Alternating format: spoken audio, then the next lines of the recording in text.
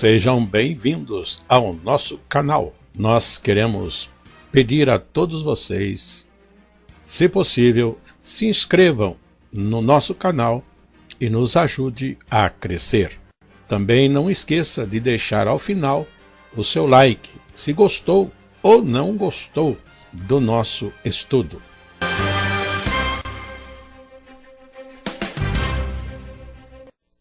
O programa a seguir é de inteira responsabilidade de seus idealizadores e apresentadores.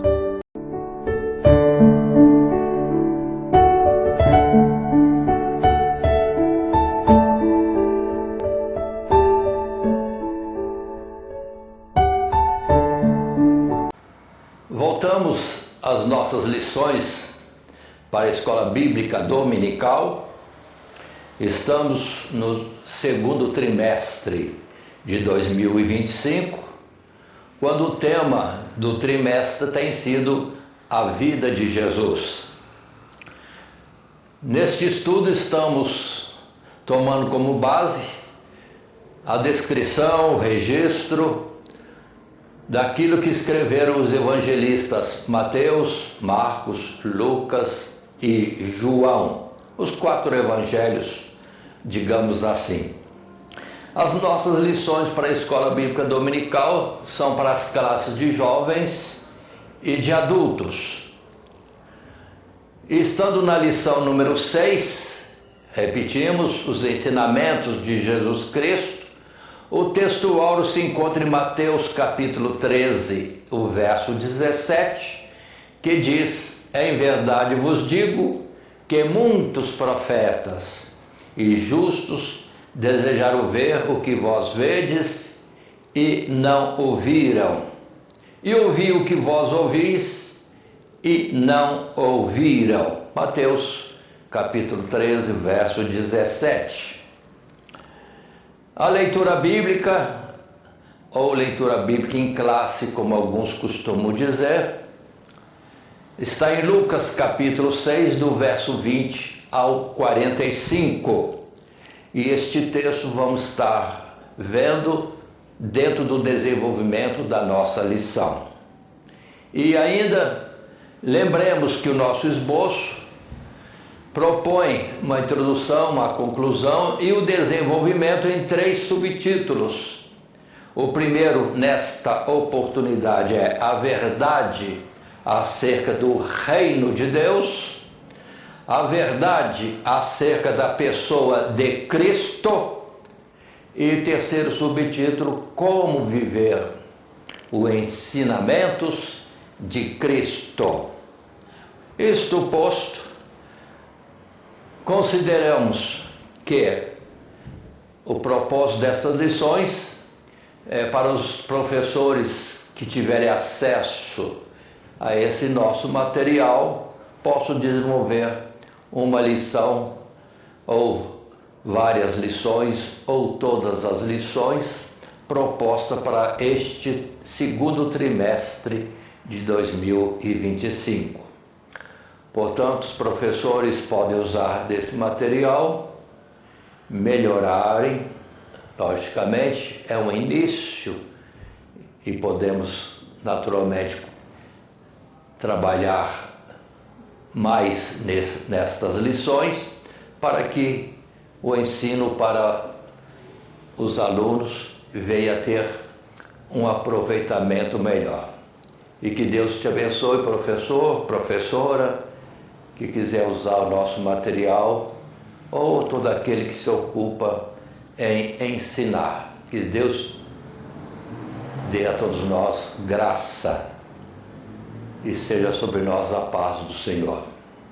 A isto posto, vamos já começar o nosso assunto, a nossa lição número 6, que diz os ensinamentos de Jesus Cristo, dentro deste trimestre, com o estudo sobre a vida de Jesus.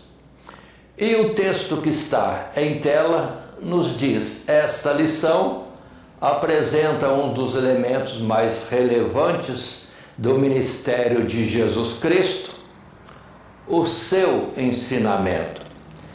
Embora os seus maravilhosos milagres foram os principais responsáveis pela rápida expansão da popularidade do seu ministério, é nos seus ensinamentos que encontramos revelações transformadoras para os nossos corações.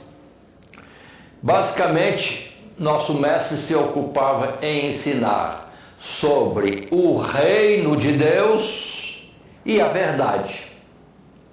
Esses ensinamentos, ou os seus ensinamentos sobre o reino, abordavam um novo modo de vida de todos que desejassem fazer parte dele, enquanto os seus ensinamentos sobre a verdade trazem a revelação da sua identidade gloriosa. Então, estamos destacando que nos ensinos de Jesus, ele fala sobre o reino de Deus, que já está entre nós e para o qual somos chamados a sermos participantes, e nisso toda a mudança de vida, de propósitos e esperanças, porque o reino de Deus, tendo sido manifestado, também diz para nós que entrando para este reino, na aceitação de Cristo Jesus, teremos a continuidade dele nos lugares celestiais. Já chamamos a atenção. Muitos estão esperando vir o reino de Deus. Estão negando o que João Batista ensinou, o que Jesus ensinou, e que os enviados de Deus, segundo o que Deus tem feito, ensinaram de que o reino de Deus já está entre nós e não vem com aparência exterior. Mas falando sobre a verdade, a seu próprio respeito, Jesus como o Cristo, o Mestre, o Libertador, o Redentor, o bom pastor das nossas almas, também vem falar da sua grandiosidade, para depois entendermos que isso também se refere a nós, quando lá no céu estaremos todos chamando ao Deus Todo-Poderoso de Pai, como Ele, unigênito, também chama a Deus como Pai. E nisso muitas implicações de que o propósito de Deus é nós sermos, sim, como aquilo que foi ditado em Gênesis capítulo 1, façamos o homem segundo a nossa imagem e semelhança. O que depois João vai dizer, veja o grande amor de Deus para conosco, sim, que nos tem chamado para o seu reino celestial e tem nos chamado como filhos, e como ele é, nós também seremos. A primeira carta, no seu capítulo 3, carta de João. Passando então ao nosso desenvolvimento, o primeiro subtítulo é a verdade acerca do reino de Deus. E assim, temos em tela um texto que corresponde ao primeiro parágrafo deste subtítulo primeiro, a verdade acerca do reino de Deus. E está escrito assim, a partir do texto proposto para a leitura bíblica, Lucas capítulo 6, queremos destacar 3 temas que caracterizam a experiência ou vivência do reino de Deus aqui na terra, tal como proclamada por Cristo neste famoso sermão ou seus ensinos. Ou seja, vamos falar sobre a felicidade, ou Jesus falou sobre o amor e a humildade.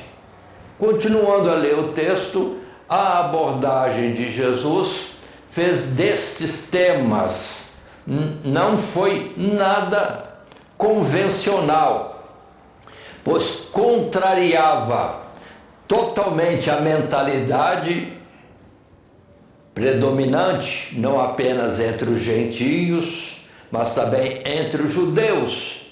A felicidade, primeiro ponto, dos cidadãos do reino dos céus está baseada no fato de serem herdeiros de uma paz e justiça perfeitas, que somente Deus pode lhes dar e que não lhes será negada, desde que perseverem até o fim em buscá-la e esperar nela, ainda nesta vida, ainda que nesta vida tenham de padecer injustiças pelas mãos dos homens.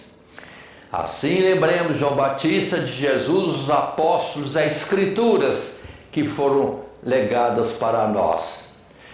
Quando está escrito bem claro, arrependei-vos, porque é chegado a vós o reino dos céus ou o reino de Deus. E observem que muitos estão ainda esperando o reino de Deus porque não compreenderam que o reino de Deus já está entre nós. Somos chamados para sermos cidadãos deste reino, conforme a expressão que diz que Deus nos tirou das trevas para o reino do Filho do seu amor. E pelo que também Paulo e outros falam claramente que somos cidadãos celestiais quando estamos, sim, em comunhão com Cristo, porque já somos admitidos como, vamos dizer, cidadãos deste reino. Este reino espiritual e não visível, e que está no meio de nós, conforme Jesus já disse. Temos muitos textos que poderíamos estar tomando, e o professor em questão pode escolher os seus textos na Bíblia e vir e trazê-los para a sua aula, enriquecendo mais o conteúdo. Mas estamos numa nova tela em que apresenta alguns textos, como Lucas capítulo 6, verso 20, inicialmente até o verso 23, e que começa a apresentar a leitura bíblica em classe. E o texto em Lucas, capítulo 6, verso 20, inicia dizendo: e levantando ele, Jesus, os olhos para os seus discípulos, dizia: bem-aventurados vós, os pobres, porque vosso é o reino de Deus. Bem-aventurado vós, que agora tendes fome, porque sereis fartos. Bem-aventurado vós, que agora chorais, porque é a vez de rir. Bem-aventurados sereis, quando os homens vos aborrecerem, e quando vos separarem e vos injuriarem, e rejeitarem o vosso nome como mal, por causa do Filho do Homem.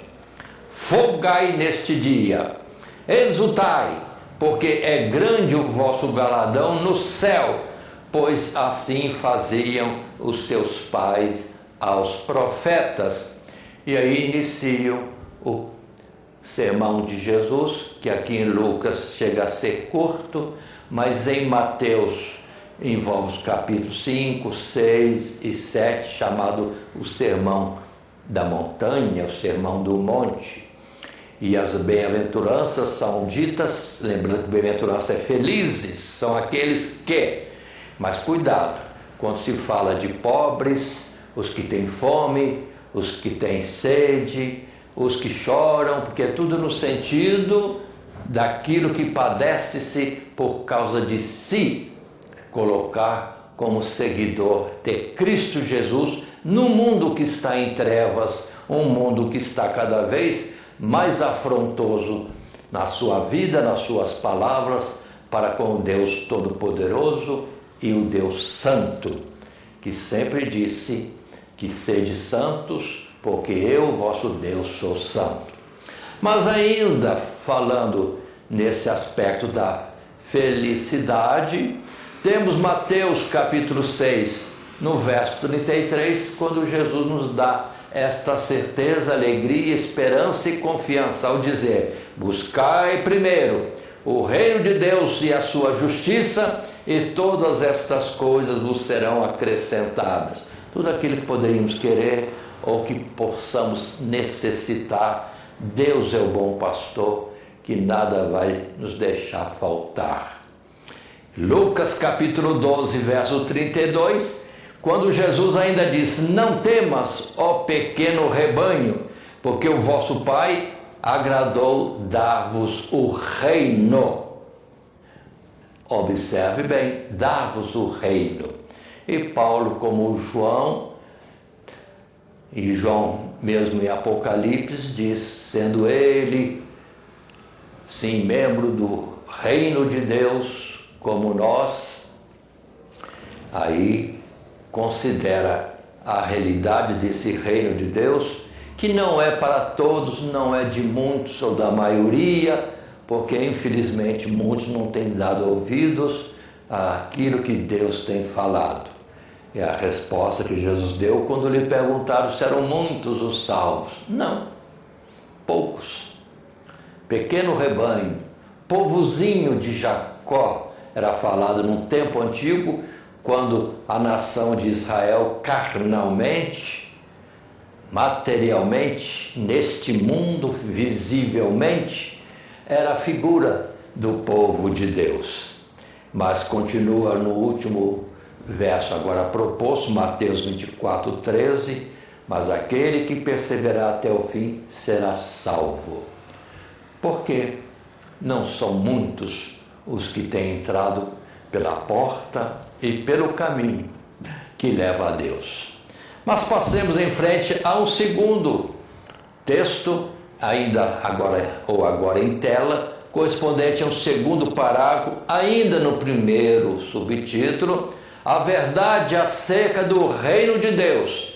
Outro tema central, lemos, nos ensinamentos de Jesus, que merece nosso apreço, é a caridade, ou, a palavra mais simples, o amor. O amor que Jesus pregava não era um sentimento, mas cumprimento de tudo quanto está escrito na lei e nos profetas, cuja suma é amar a Deus e ao próximo como a si mesmo. Quem ama a Deus obedece aos seus mandamentos, e quem ama ao próximo não lhe faz o mal, mas antes o bem que deseja seja feito a si mesmo. O amor proposto por Jesus é radical, é revolucionário para os padrões até do judaísmo, visto que a sua aplicação estende-se às pessoas impossíveis de se amar, impossíveis entre aspas, de se amar. Inimigos, caluniadores, perseguidores, acusadores. Este amor é a expressão máxima ao mundo da nossa legítima comunhão com Deus por meio de Cristo. Ou seja, Deus amou o mundo de tal maneira que deu seu Filho unigênito para que todo aquele que nele crê não pereça, mas tenha vida eterna. Se amarmos a Deus e amarmos o próximo, estamos neste verso importante, ajudando, entre aspas, a Cristo Jesus a fazer o Evangelho chegar a mais pessoas, a proposta da salvação, do reino de Deus e de sermos uma nova criatura, não segundo os nossos pais e não segundo o padrão do mundo, mas sim, uma nova criatura segundo Deus e no padrão das coisas celestiais, que são maravilhosas, altas, nobres e, digamos assim, de uma descrição que as nossas palavras poderiam ser poucas. Mas continuemos, e neste particular, outros versos podem ser considerados por toda a Escritura. Mas como nós estamos baseando nos Evangelhos, cito agora outra vez outra parte da nossa leitura bíblica em classe, Lucas capítulo 6, o verso 27. Quando Jesus diz: mas a vós que ouvis, digo, amai a vossos inimigos, fazei bem aos que vos aborrecem, bendizei os que vos maldizem, e orai pelos que vos caluniam. Ao que te ferir numa face, oferece-lhe também a outra, e ao que te houver tirado a capa, nem a túnica recuses. Verso 30, e dá a qualquer que te pedir, e ao que tomar o que é teu, não o tornes a pedir. E como vós quereis que os homens vos façam, da mesma maneira fazei-lhes vós também. E se amardes aos que vos amam, que recompensa tereis? Também os pecadores amam aos que o amam. E se fizerdes bem aos que vos fazem bem, que recompensa tereis? Também os pecadores fazem o mesmo. E se emprestardes àqueles de quem esperais tornar a receber, que recompensa tereis? Também os pecadores emprestam aos pecadores para tornarem a receber outro tanto. Agora o verso 35 continua: amai, pois, a vossos inimigos, e fazei o bem, e emprestai sem nada esperardes, e será grande o vosso galardão, e sereis filhos do Altíssimo, porque Ele é benigno, o Altíssimo, Deus, é benigno, até para com os ingratos e maus. Sede, pois, misericordiosos, como também vosso Pai é misericordioso. E aí observa o desafio grande das Escrituras, mas não posso mudar o texto, porque é o que Jesus disse, e é o que precisamos esforçar para chegarmos a este ponto. Mas ainda temos outro texto, como Mateus 22, verso 34 e versos seguintes, que dizem para nós. Mateus, capítulo 22, verso 34 é o início. E os fariseus, ouvindo o que lhe fizeram emudecer os saduceus, reuniram-se no mesmo lugar. E um deles, doutor da lei, interrogou-o para o experimentar, dizendo: Mestre, qual é o grande mandamento da lei? E Jesus disse-lhe: amarás o Senhor teu Deus de todo o teu coração, e de toda a tua alma, e de todo o teu pensamento. Este é o primeiro e grande mandamento. E o segundo, semelhante a este, é: amarás o teu próximo como a ti mesmo. Desses dois mandamentos, é o verso 40 que encerra esse texto. Desses dois mandamentos depende toda a lei e os profetas. Então precisamos observar todos esses ditos que aqui estão escritos. E observe que é amar a Deus sobre todas as coisas e ao próximo. E muitos estão presos em normas humanas, em filosofias, em atitudes, ensinos, práticas religiosas, esquecendo que o amar a Deus é acima de tudo. E se quer agradar a Deus, ame a Deus e ao próximo. Agora, temos muitas vezes outros ditos perigosos, que são ensinos dos homens e que não é bem aquilo que Deus quis dizer. Mas ainda João capítulo 13, verso 34, quando João insiste: um novo mandamento vos dou, que vos ameis uns aos outros, como eu vos amei a vós, que também vós uns aos outros vos ameis. Nisso todos conhecerão que sois meus discípulos, se vos amardes uns aos outros. Aí a colocação de Jesus, através de João, que depois já no outro lugar, ele vai dizer um pouquinho diferente. Um novo mandamento vos dou, e que é o antigo, que vos ameis uns aos outros. Sendo que o primeiro é amar a Deus sobre todas as coisas. Então, o que muitos não conseguem ver no Antigo Testamento é esse amor de Deus, que na verdade começa na criação, quando Ele criou tudo isso para nos dar vida. Olha, muita paciência de Deus, querer ter a nós tão resistentes e muitas vezes profanos e muitas vezes provocadores de Deus nas nossas ações e palavras, para nos dar vida, e apesar dos nossos procederes impróprios, Ele nos chama a uma mudança de vida e o estar com Ele na eternidade. Há necessidade de uma mudança, mas é amor que moveu Deus a nos dar oportunidades, ainda que não sejamos dignos de coisa alguma. Mas passemos ainda para um terceiro parágrafo, cujo texto está agora em tela, nesse primeiro subtítulo, a verdade acerca do reino de Deus. E lendo o texto, nos diz assim: agora vejamos a humildade proposta por Cristo aos seus seguidores, à luz do ensinamento do Mestre.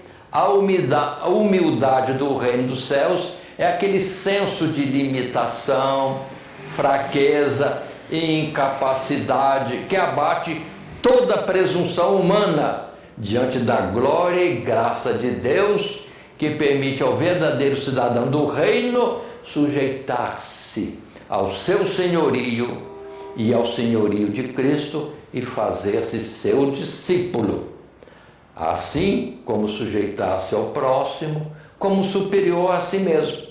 É a virtude pela qual recebemos com alegria as adversidades, confiando-nos ao cuidado de Deus, e pela qual recebemos uns aos outros em misericórdia. E observem Jesus como modelo de humildade, já no próprio ato de deixar a glória celestial, uma dimensão diferente da nossa, celestial, espiritual, como costumamos dizer, e via ser homem, carne e osso, mortal e também sujeito, vamos dizer assim, a dores, a enfermidades, a contrariedades e etc., segundo a fraqueza desse corpo. Humildade. E vindo neste mundo, teve como berço um coxo, uma manjedoura, um lugar que era destinado a colocar o alimento para os animais, e Jesus foi colocado nesse coxo, como seu berço, sendo ele o criador de tudo isso, e nascendo de uma família pobre, simples, como José carpinteiro e sua esposa ali, Maria. Observem, e por isso que o apóstolo chega a dizer: aquele que era rico se fez pobre para chegar perto de nós.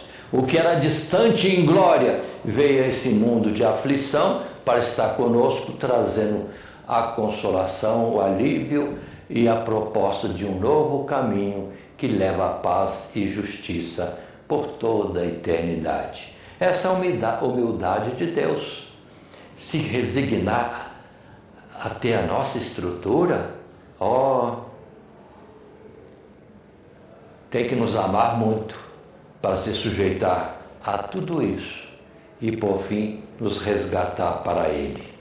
Continuando, nós temos neste parágrafo mais um texto de Lucas, capítulo 6, a partir do verso 40, quando podemos ler o texto. Verso 40: o discípulo não é superior a seu mestre, mas todo o que for perfeito será como seu mestre. E por que atentas tu no argueiro que está no olho do teu irmão e não reparas na trave que está no teu próprio olho? Ou como podes dizer a teu irmão: deixa-me tirar o argueiro que está no teu olho, não atentando tu mesmo na trave que está no teu olho? Hipócrita, tira primeiro a trave do teu olho, e então verás bem para tirar o argueiro, o cisco que está no olho do teu irmão. É uma palavra, vamos dizer assim, figurada, mas o sentido é que não cabe a nós julgar ninguém, porque a falha do nosso próximo é a nossa falha, porque a fraqueza dele é a nossa fraqueza, e a misericórdia de Deus para com ele é como a misericórdia dele, Deus, para conosco. Então, por que nos gloriarmos e sermos como juízes mas vamos ser humildes. E Jesus não lançava em rosto coisa alguma de ninguém. E vindo a este mundo, na verdade, não veio cobrar as nossas falhas, as nossas misérias, injustiças, transgressões, ofensas, mas veio para nos propor a mudança de vida, uma reconciliação com Deus que nos leva a um prêmio magnífico numa vida que é eterna, com Ele, nos lugares celestiais.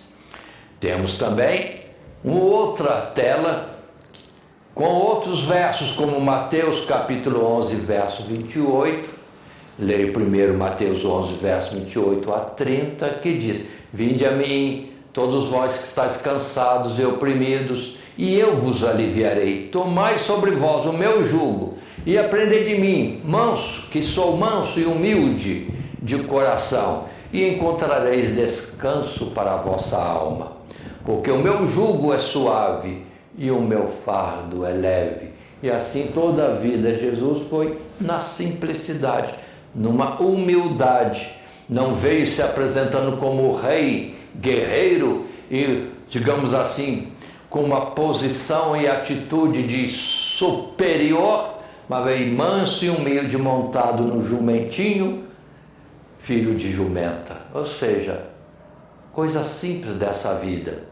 E aqui não esteve em glória, mas sempre em ocupação, como chegou a dizer, que se os passos têm ninhos e os animais têm os seus covis, ele na verdade não tem onde reclinar a cabeça, porque a sua ação continuamente era passar de aldeia em aldeia, de povoado em povoado, levando a mensagem que o Pai Deus lhe tinha dado para trazer a esses homens nesse mundo de angústias. E, continuando, Mateus capítulo 16, também está na mesma tela, a partir do verso 24. Então disse Jesus aos seus discípulos: se alguém quiser vir após mim, renuncie-se a si mesmo, tome sobre si a sua cruz e siga-me. Porque aquele que quiser salvar a sua vida, perdê-la-á, e quem perder a sua vida por amor de mim, achá-la-á. Pois que aproveita o homem ganhar o mundo inteiro e perder a sua alma? Ou que dará o homem em recompensa da sua alma? Porque o Filho do Homem virá na glória do seu Pai com seus anjos, e então dará a cada um segundo as suas obras.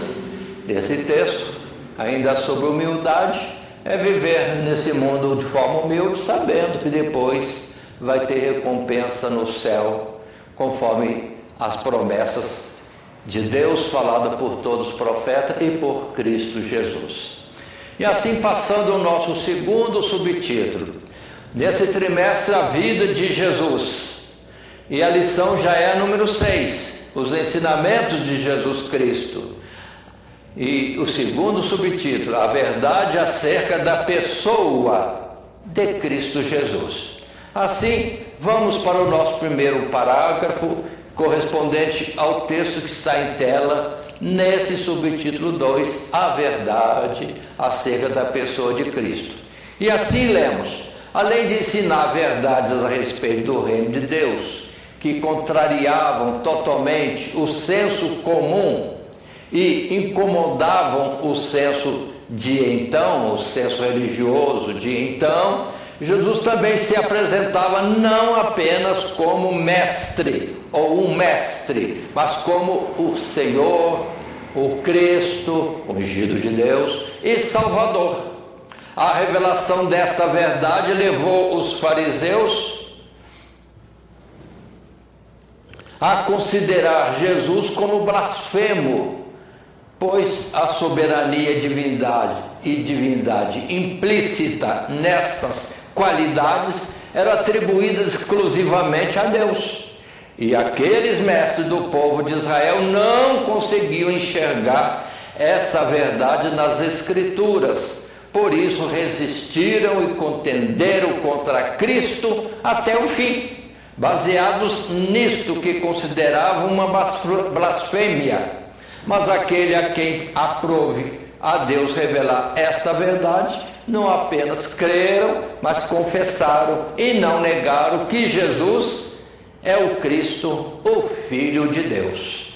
Então observemos que estamos no segundo subtítulo e falando da pessoa de Jesus. Mestre, Senhor, Cristo, Salvador, Redentor, Resgatador, Remidor, tantas palavras e outras mais poderiam ser ditas para ver se chega perto daquilo que é o Senhor Jesus. É uma grande verdade. A sua glória, a sua majestade e a sua pessoa como unigênito de Deus.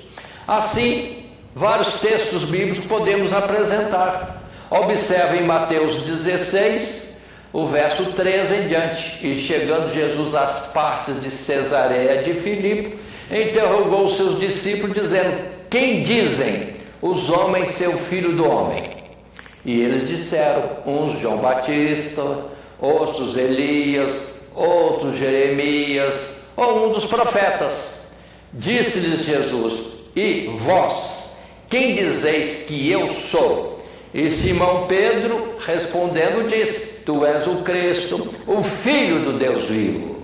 Observe bem, Jesus perguntando de si aos seus discípulos. Eles já tinham a fé, o entendimento que Jesus é o ungido de Deus, o Cristo, e o Filho do Deus Todo-Poderoso, o Criador dos céus e da terra. Então, Jesus é excelente, conforme diz em Hebreus capítulo 1. A excelência de Jesus ultrapassa tudo que se tenha conhecimento em seres vivos e em plenitude do universo, quer seja físico ou espiritual. Mas Mateus capítulo 26, verso 63, nós temos situação de Jesus sendo interrogado. Sim, Jesus foi interrogado. E Jesus, porém, guardava silêncio. E insistindo o sumo sacerdote, disse-lhe: conjuro-te, pelo Deus vivo, que nos digas se tu és o Cristo, o Filho de Deus. Disse-lhe Jesus: tu disseste. Digo-vos, porém, que vereis em breve o Filho do Homem assentado à direita do Todo-Poderoso e vindo sobre as nuvens do céu. Então o sumo sacerdote rasgou as suas vestes, dizendo: blasfemou! Para que precisamos ainda de testemunhas? Eis que bem ouvistes agora a sua blasfêmia. Observe Jesus interrogado se era o Filho de Deus, se era o Cristo. Ele disse que era, já que eles estavam conjurando-o a se declarar ou falar alguma coisa. Ele disse: vocês disseram e vocês verão quando eu vir na glória do Pai. Então ele respondeu direto, mas para eles era blasfêmia falar que Jesus era Filho de Deus. E lembre-se de outras situações, mas daqui a pouco eu vou citar algumas.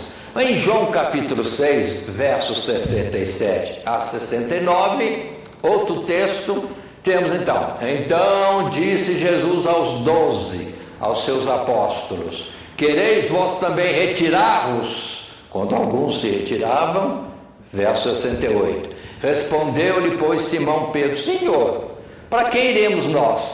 Tu tens as palavras de vida eterna. E nós temos crido e conhecido que tu és o Cristo, o Filho de Deus. Então aí está. Os discípulos, os apóstolos já estavam convictos, sabendo quem era Jesus, pelos ensinamentos que tinha trazido, pelo que declarava de si e porque eles viam, como chegaram a dizer: quem é este que até o vento e o mar lhe obedecem? Então eles estavam admirados. Mas agora observem nas Escrituras o que os judeus poderiam ter, ou que Jesus tivesse falado com eles, ou que os profetas falaram. Vamos, por exemplo, ver primeiro em Mateus 22, verso 42. De quem é filho? Interrogaram a Jesus muitas vezes, mas nessa oportunidade Jesus é quem interroga a multidão, os escribas e fariseus. E Jesus disse: que pensais vós do Cristo? De quem é filho? E eles disseram: de Davi. Disse-lhes ele, Jesus disse para ele no verso 43, como é então que Davi, em espírito, lhe chama Senhor, dizendo, disse o Senhor a meu Senhor, assenta-te à minha direita até que eu ponha teus inimigos por escabelo de teus pés. Se Davi, pois, lhe chama Senhor, como é seu filho? Aí está Jesus questionando eles. Mas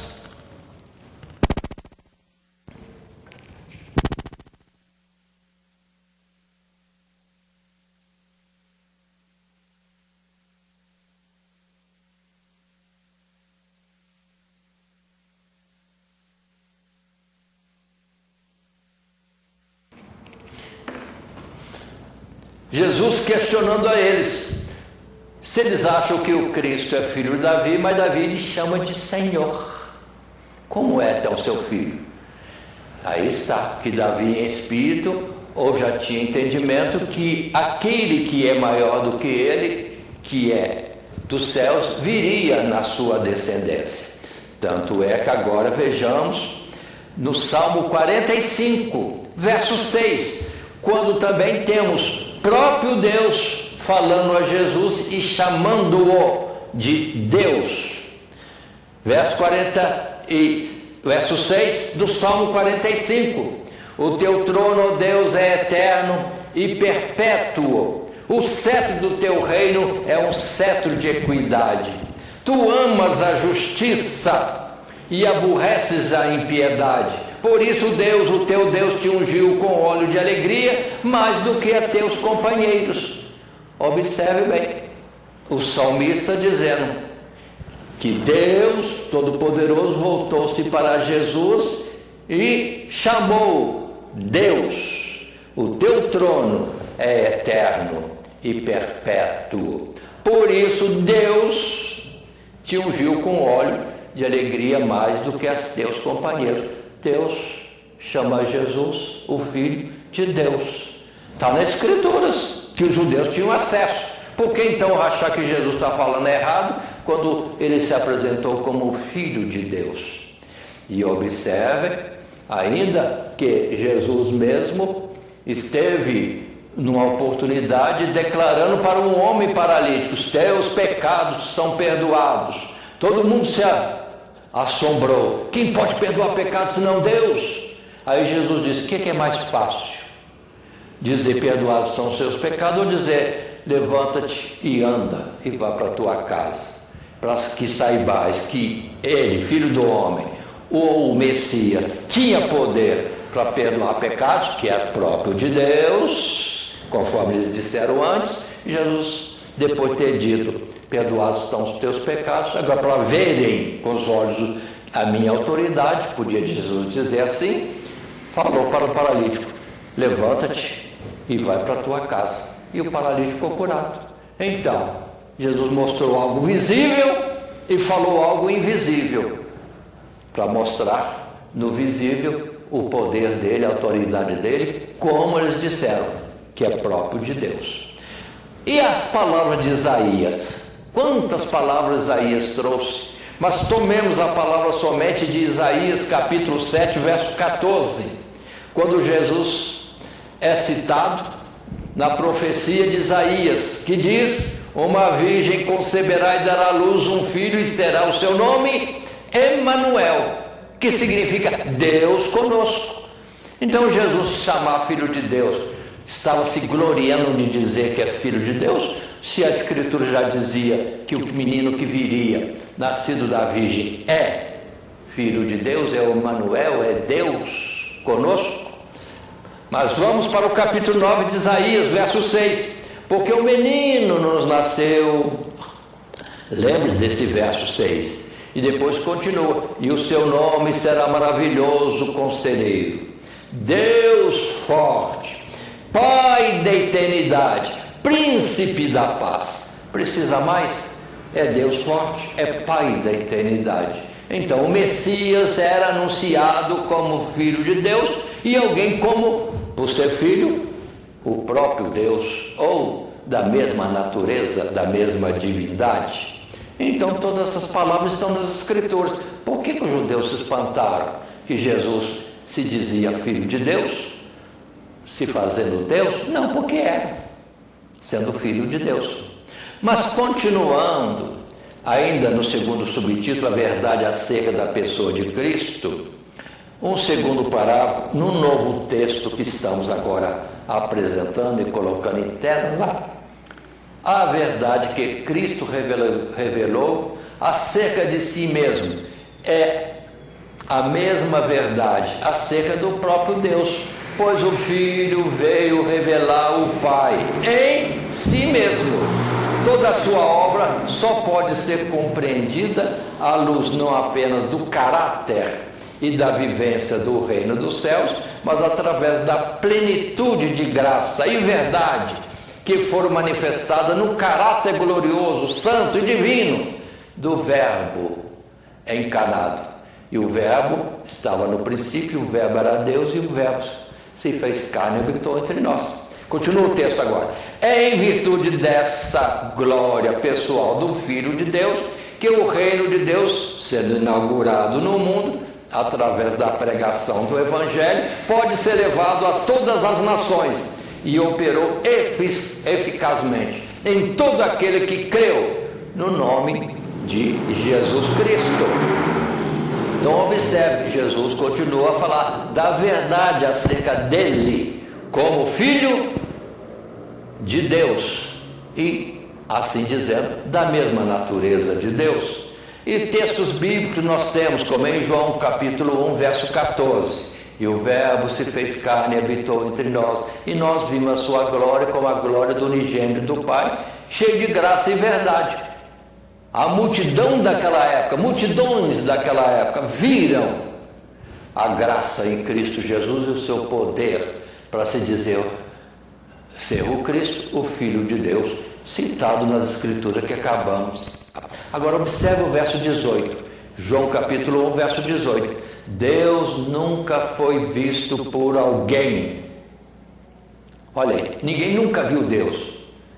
O Filho unigênito, Jesus, que está no seio do Pai, este o fez conhecer. Então nós temos aqui a verdade de Jesus ser Filho de Deus e como Deus, e que ele, como Filho de Deus, representava o próprio Deus. O que em Hebreus capítulo 1 também se diz bem claro, que em Jesus está a plenitude da divindade. Olha aí como que o escritor de Hebreus chama Jesus. Em Jesus está corporalmente a plenitude da divindade de Deus. Precisa mais do que isso? Está bem claro. Mas continuemos quando em Mateus 28, verso 18, encontramos: e chegando-se Jesus, falou-lhes dizendo: é-me dado todo o poder no céu e na terra. Portanto, ide e ensinai todas as nações, batizando-os em nome do Pai, e do Filho e do Espírito Santo, ensinando-os a guardar todas as coisas que eu vos tenho mandado. E eis que eu estou convosco todos os dias, até a consumação dos séculos. Amém. Pronto. Jesus dizendo claramente, ele não era mais do que o Pai, mas ele tinha recebido do Pai todo o poder nos céus e na terra. Que diríamos mais? Então, observe que na nossa lição, ensinamentos de Jesus, nesse parágrafo que estamos tratando a verdade acerca da pessoa de Cristo, ele é Filho de Deus, ele tem a natureza de Deus, ele representa o Pai aqui na face da terra. Por isso, um novo versículo e a nova tela colocamos, onde apresentamos João capítulo 1, 18 e mais João 14, 8. Já lemos João 1, 18. Deus nunca foi visto por alguém. O Filho unigênito, Jesus, que está no seio do Pai, este o fez conhecer. Agora vejam o capítulo 14, verso 8 em diante. Disse-lhe Filipe: Senhor, mostra-nos o Pai, o que nos basta. Disse-lhe Jesus: estou há tanto tempo convosco e não me tendes conhecido, Filipe. Quem me vê a mim, vê o Pai. E como dizes tu, mostra-nos o Pai, não crês tu que eu estou no Pai e que o Pai está em mim?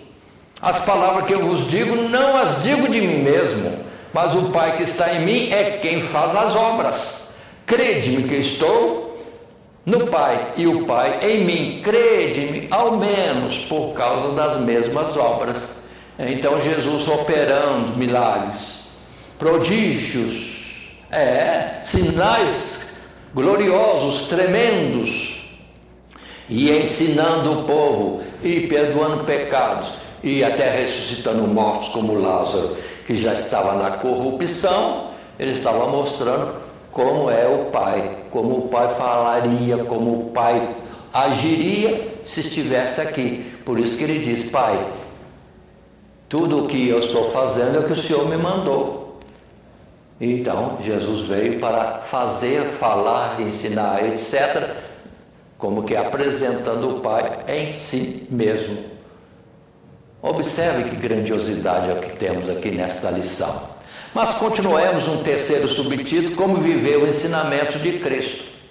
E já dissemos antes que não é palavras vazias, e vamos citar outra vez nesses termos mesmo. É algo que tem poder de operar alguma transformação no homem, na vida aqui, e direito de vida eterna. Portanto, considerem agora, terceiro subtítulo, um primeiro parágrafo, e entra em tela um novo texto.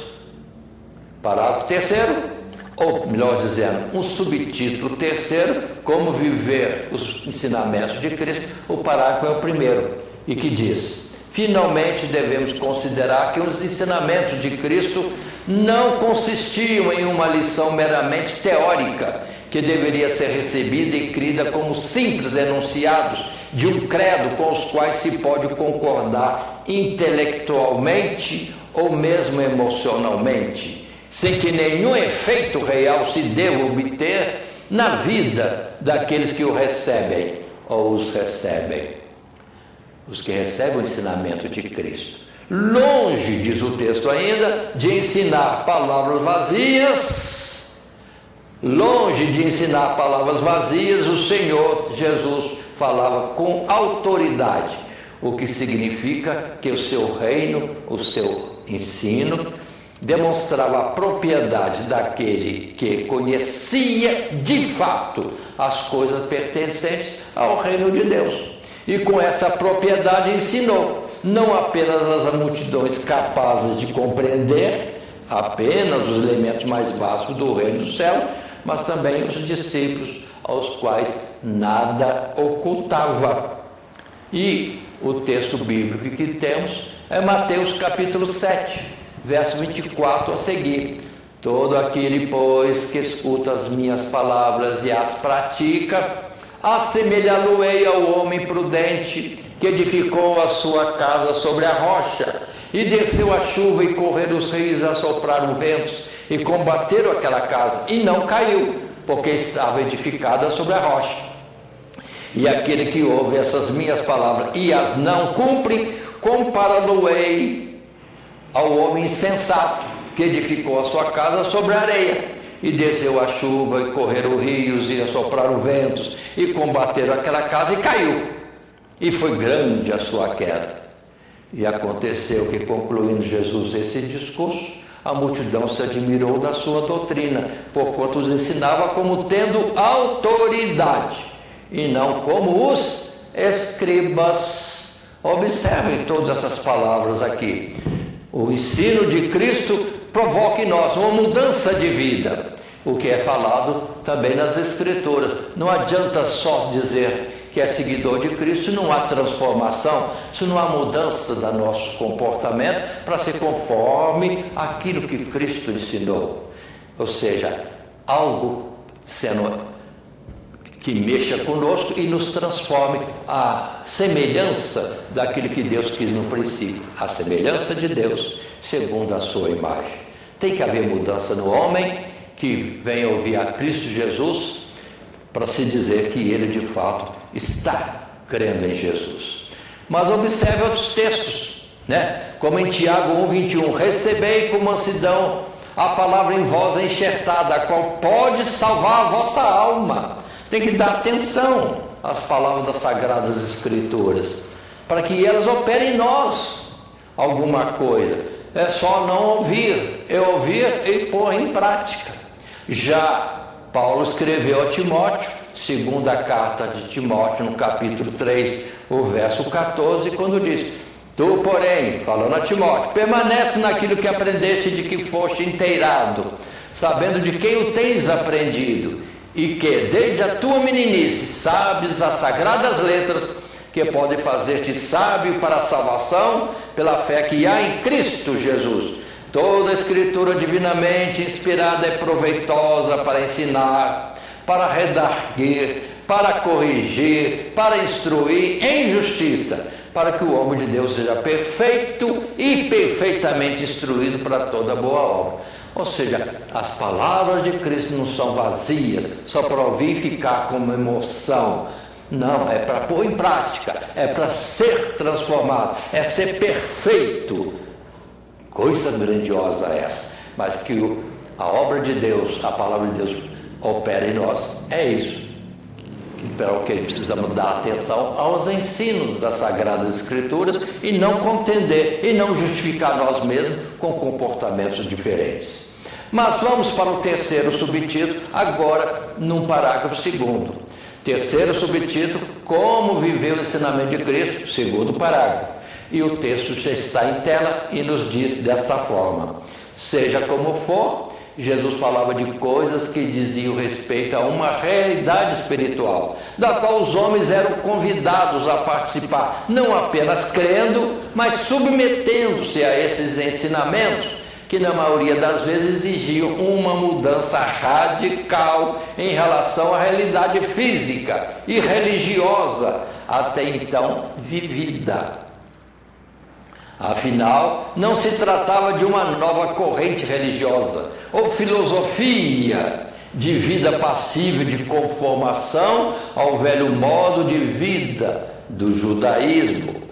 Ou seja, não era remendo novo em tecido velho, nem vinho novo em odre velho, mas nada mais, nada menos que o próprio reino dos céus, há tantas gerações prometido e esperado, que agora havia se manifestado, o tesouro escondido que havia sido encontrado, e feitas as contas, toda renúncia, todo esforço, todo gasto seria abundantemente recompensado.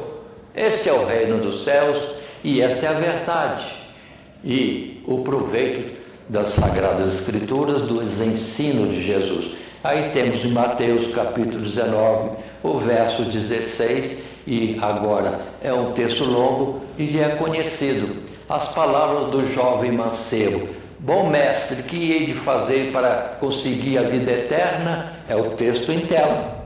Mateus 19, verso 16 em diante. E Jesus lhe disse: sabe os mandamentos. Ele disse que eu cumpro os mandamentos. E Jesus amou, e deveria estar no esforço de cumprir os mandamentos. Então o que faltava? O que Jesus disse. Ele não tinha perguntado o que hei de fazer para ter a vida eterna? Vende tudo o que tens, dá para os pobres e vem e siga-me. Mas aí ele recuou, perdeu os bens, mas mostrou assim, na realidade, que ele dizia querer a vida eterna, mas não dispensando as coisas deste mundo. Então ele amava o mundo, amava os bens deste mundo, a vida neste mundo, e pegava-se a ela. Quando Jesus disse: vende tudo que tens e terás um tesouro no céu. Qualquer que seja o tesouro no céu é maior que qualquer tesouro na terra, a própria vida eterna. E ele titubeou e escorregou. Muitos são assim, chega na hora da renúncia, deixar alguma coisa para ter o reino de Deus, não, estão apegados a algumas coisas de valor deste mundo, ou até na iniquidade, no pecado. Não quer deixar o pecado, não quer deixar o prazer ilícito que muitos usam, porque amam este mundo. É a cobiça da carne e a cobiça dos olhos, e a lei da soberba da vida. E Jesus disse que esses que amam as coisas deste mundo não herdarão o reino dos céus. Então lhes é prejuízo não aceitarem Jesus e seguirem o ensino que ele deu. Mas observe que nós temos muita coisa dada por Deus a nós, só no crer e só ser cidadão do reino de Deus. Em Pedro, na primeira carta, no primeiro capítulo, no verso 3, Pedro diz assim: bendito seja o Deus e Pai de nosso Senhor Jesus Cristo, que segundo a sua grande misericórdia nos gerou de novo para uma viva esperança, pela ressurreição de Jesus Cristo dentre os mortos, para uma herança incorruptível, incontaminável, que se não pode murchar, guardada nos céus para vós, que mediante a fé estáis guardados na virtude de Deus, para a salvação, já prestes a se revelar no último tempo. E já estamos no último tempo. Então, o que é mesmo? Nos gerou de novo para uma viva esperança, para uma herança incorruptível nos céus. Vale a pena aplicar os ensinos de Cristo, no sentido de que mudança em nossa vida e mudança de destino ou sorte no porvir. Já na segunda carta, Pedro escreve no mesmo capítulo 1, desde o verso 1: Simão Pedro, diz ele, servo e apóstolo de Jesus Cristo, aos que conosco alcançaram fé igualmente preciosa, pela justiça do nosso Deus e Salvador Jesus Cristo. Graça e paz vos sejam multiplicadas pelo conhecimento de Deus e de Jesus nosso Senhor, visto como o seu divino poder nos deu tudo que diz respeito à vida e piedade, pelo conhecimento daquele que nos chamou, por sua glória e virtude, pelas quais ele nos tem dado grandíssimas e preciosas promessas, para que por ela fiqueis participantes da natureza divina, havendo escapado da corrupção que pela concupiscência, pela cobiça há no mundo. Querem maiores trunfos do que esse, de seguir os ensinamentos de Cristo? Olha, nos deu tudo o que diz respeito à vida e à piedade. E continua, nos tem dado grandíssimas e preciosas promessas, nos fazendo participantes da natureza divina. Natureza divina. Com que se compra isso nesse mundo?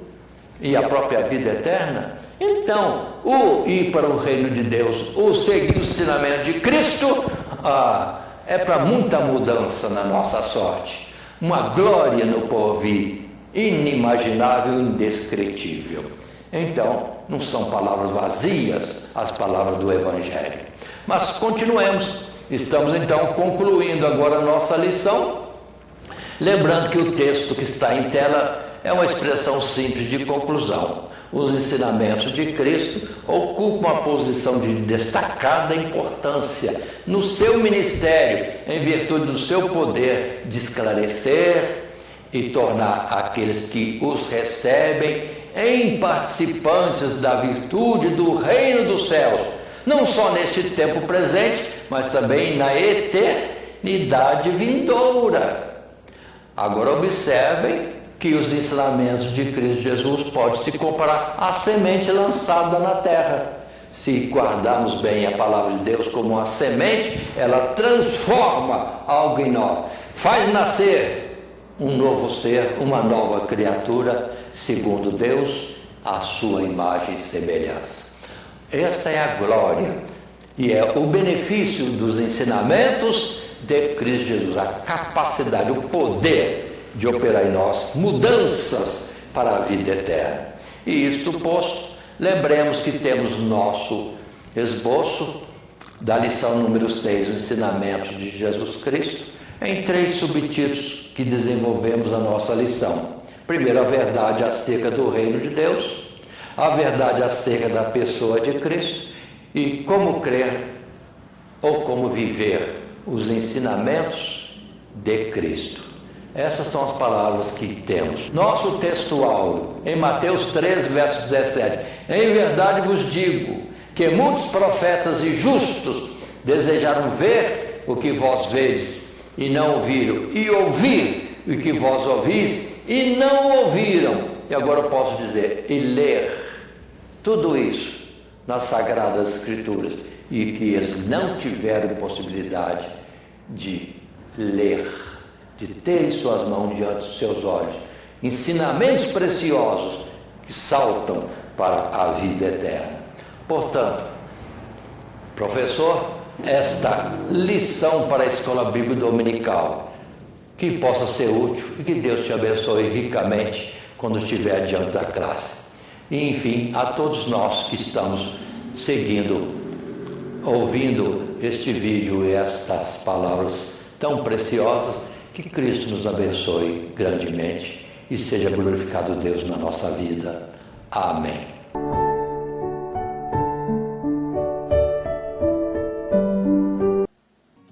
Do Senhor Jesus, estou aqui para fazer um convite especial para você e toda a sua família. Venha para a EBD aprender a palavra de Deus, ficar mais próximo de Deus, você e a sua casa. A família EBD está de braços abertos para recebê-lo. Escola Bíblica Dominical, um lugar de aprendizado, fé e comunhão. Aqui, cada geração descobre mais sobre a palavra de Deus. Os adultos têm um estudo aprofundado das Escrituras, refletindo sobre os princípios bíblicos e sua aplicação na vida cristã, fortalecendo assim a fé e a comunhão. Os jovens aprendem a palavra e como aplicá-la no seu dia a dia, descobrindo valores que guiam suas escolhas e a sua caminhada na fé. Os adolescentes encontram um espaço seguro para tirar dúvidas, compartilhar experiências e crescer espiritualmente com base nos ensinamentos bíblicos. Os juniores aprendem a palavra de Deus através da leitura, memorização e atividades interativas que despertam a curiosidade pela fé. Aqui, os pequenos aprendem sobre Jesus com brincadeiras, músicas e atividades lúdicas que tornam a Bíblia viva para eles. Até os bebês aprendem a palavra de forma adaptada ao seu entendimento, em um ambiente seguro e acolhedor. Cada sala é cuidadosamente estruturada para atender cada faixa etária, garantindo um ensino bíblico de qualidade e um ambiente acolhedor para toda a família. Aqui, sua fé se fortalece e sua família cresce em comunhão. Todos os domingos, às 9 horas da manhã, Escola Bíblica Dominical. Primeiramente, quero agradecer a todos que sintonizam o nosso canal. Canal voltado principalmente à transmissão, à divulgação da Palavra de Deus. E ao encerrar o estudo desta noite, eu quero pedir a todos vocês, os que ainda não são inscritos em nosso canal, se inscrevam. Se inscrevam. Logo aí embaixo está aí a palavra inscreva-se. Clica nela. Somente isso. Se o estudo desta noite foi do teu agrado, você gostou, você concordou, clica aí no gostei. Gostei. Se você não gostou, é um direito seu. É um direito seu não gostar. Mas você pode manifestar isto. Para nós será importante isso. Saber que alguém não gostou. Clique no não gostei. Fácil. Não vai identificar você, nada. Simplesmente você vai expressar a sua opinião. Gostei, dedão para cima. Não gostei, dedão para baixo. E também pode, se você acha interessante compartilhar com seus amigos, compartilhe o nosso trabalho. Compartilhe. Aí embaixo, compartilhe. Você pode compartilhar no YouTube, pode compartilhar no Instagram, pode compartilhar no Facebook, pode compartilhar no Messenger, no WhatsApp. Vai simplesmente nos ajudar a crescer. Porque o nosso objetivo não é financeiro. Não é financeiro. Pode ver que os nossos trabalhos são todos sem fins lucrativos. Coopere conosco. Nos ajude. Temos também os nossos blogs, a nossa emissora na web, a Rádio Net Grata Nova. Tudo isso você encontra aí embaixo na descrição do nosso vídeo, do nosso estudo. Dá uma olhada, todos os endereços estão aí, junto à descrição dos nossos estudos. E eu agradeço, primeiramente a Deus, por tudo que Deus tem feito nesses anos que nós estamos trabalhando na internet. E a você, que toda semana entra no nosso canal. Deus te abençoe. Todo dia, toda hora, muito mais prazer em ouvir. Radionet Grata Nova. Web Rádio, a qualidade que faz a diferença, cada vez mais necessária. Rede Grata Nova de Evangelização. Acesse nosso site www.horadadecisão.com.br. Hora da Decisão, tudo junto, sem acento.